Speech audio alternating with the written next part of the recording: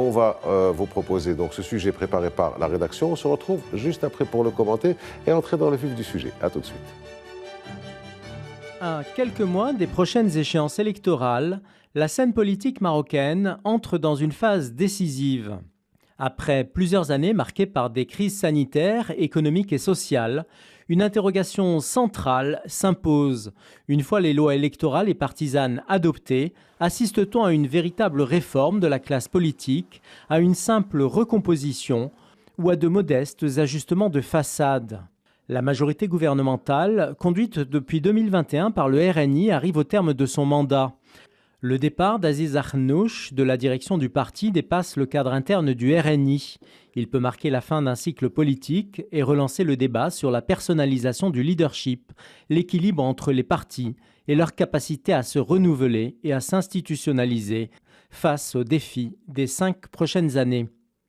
Dans le même temps, les partenaires de la majorité, le PAM et l'Istiqlal, cherchent à affirmer leur identité propre entre solidarité gouvernementale et repositionnement stratégique en vue des prochaines élections.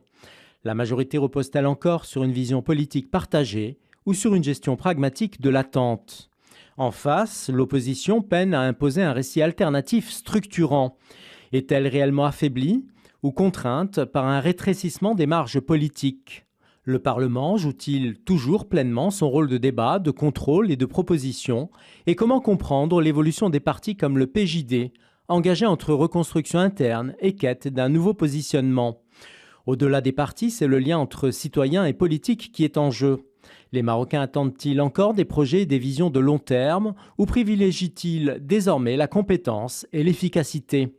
Le renouvellement générationnel annoncé est-il réel ou seulement cosmétique ? C'est à ces questions que nous nous proposons de répondre en analysant sans complaisance les dynamiques à l'œuvre et la capacité du champ politique à répondre aux attentes citoyennes à l'approche de ces élections.